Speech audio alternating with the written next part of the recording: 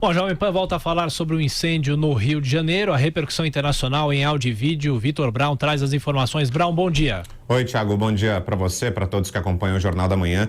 A semana começou com grande destaque na imprensa internacional para esse incêndio que atingiu o Museu Nacional. As fotos do fogo já ocupam as principais capas dos principais jornais de todo o mundo. A gente começa destacando aqui o The New York Times, nos Estados Unidos. O The New York Times diz que a destruição do prédio, outrora um palácio para imperadores que havia caído em desuso, foi uma perda incalculável para o Brasil e para a pesquisa nacional. A agência de notícias Associated Press também deu grande destaque para o incêndio no Museu Nacional, trouxe várias fotos do que aconteceu no Rio de Janeiro e o texto diz que a maior nação da América Latina tem lutado para emergir da pior recessão em décadas e que o estado do Rio de Janeiro tem sido particularmente atingido nos últimos anos graças a uma combinação da queda nos preços mundiais do petróleo, uma das principais fontes de receita do estado, a má administração e os casos de corrupção massivos. Aqui na América do Sul, o argentino Clarín chamou o incêndio de tragédia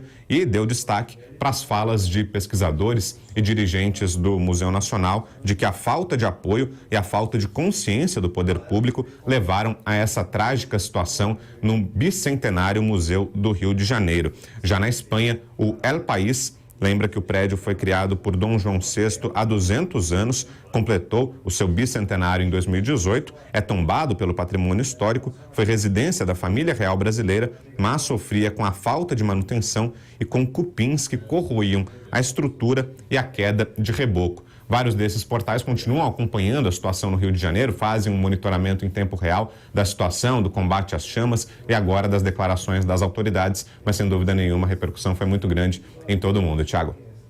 Tá certo, Brown. Você volta já com outras informações. Também o Viga vai falar do Rio de Janeiro daqui a pouco. Ele que ontem estava, assim que começou o incêndio, ele foi para o local do incêndio e trouxe as informações aqui na nossa cobertura na Jovem Pan. E a repercussão internacional, isso pega, obviamente, muito mal, professor Vila. E se era uma tragédia anunciada, se desde 2015, pelo menos, os pesquisadores já falavam sobre a situação do museu, por que nada foi feito, né?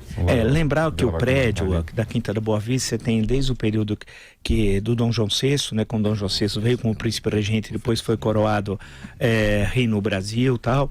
O mesmo prédio depois foi residência de Dom Pedro I, Dom Pedro II, foi lá a primeira Assembleia Republicana Constituinte, entenda-se, de 1890-91 foi realizada naquele prédio. Quer dizer, tem o prédio já tem uma grande história. Por outro lado, todo o acervo, fabuloso. E tem gente que não entende a importância do acervo, né? Você conversa com algumas pessoas, falaram, tinha um acervo de 5 milhões de insetos. Alguém diz assim, mas por quê?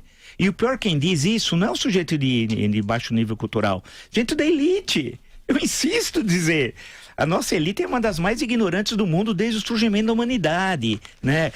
Igual a brasileira é difícil. Sabe, que grande grupo econômico não poderia ter dado 500 mil reais por ano para manutenção, por ano? Não estão nem aí. O exemplo norte-americano vale sempre destacar, desde o final do século XIX, numa luta ideológica grande nos Estados Unidos, contra os chamados, entre aspas, barões ladrões, foi aí que surgiram as fundações, né? Entre outros, Rockefeller, etc., que construíram universidades, hospitais, bibliotecas, museus. Tem algum exemplo aqui no Brasil? Zero. Aqui é o Estado, é somente o Estado que tem a tarefa de conservação. E muitos ainda criticam o Estado, diz que tem muito Estado no Brasil.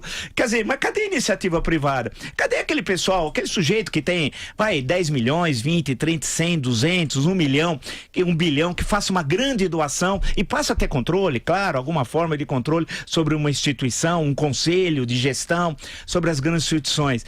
O que aconteceu lá é uma tragédia, porque o que se perdeu, e claro, evidentemente é óbvio dizer isso, não tem recuperação, e isso nós temos que ficar falando, olha, os candidatos a presidente, volta a dizer, quem falou em cultura? Ninguém. Eles passaram ao largo da questão. São Paulo, vamos pegar o exemplo de São Paulo. São Paulo teve o Pena como secretário estadual de educação. O Pena é um sujeito do Partido Verde que nas cerimônias ele ia de boné. Eu achava estranho até o boné dele nas cerimônias oficiais.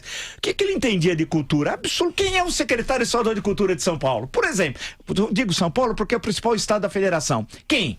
né? Por que o Museu Paulista, mais conhecido como Museu de Ipiranga, mas o nome oficial é Museu Paulista, está fechado desde 2013 e ninguém fala nada. Só aqui nós falamos. Quantas vezes falamos que está fechado? Vai ficar até fechado até 2022, 9 anos. O Museu da Língua, o incêndio, os problemas econômicos que passa o MASP, aí é uma instituição privada, né? Uma fundação, é uma outra coisa. Nós não temos grandes museus no Brasil, não temos grandes bibliotecas. Essa que é a grande realidade. E não há interesse nacional sobre isso. Quem é que protestou? Que deputado, que senador teve como tema essa questão, né? Como mote, pegando esse nicho? Ninguém, o tempo passa e ninguém faz nada. Bom dia, Vera Magalhães. Bom dia, Thiago, bom dia a todos.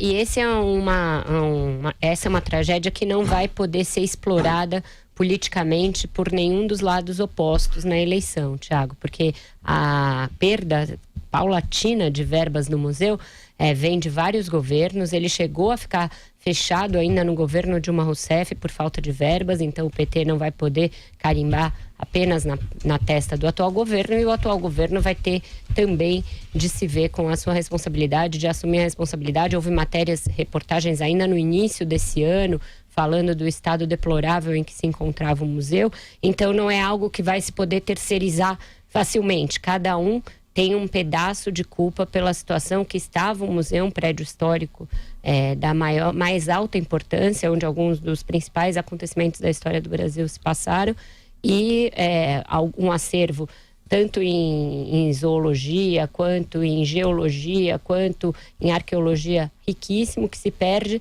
por culpa de vários partidos, não é de um só.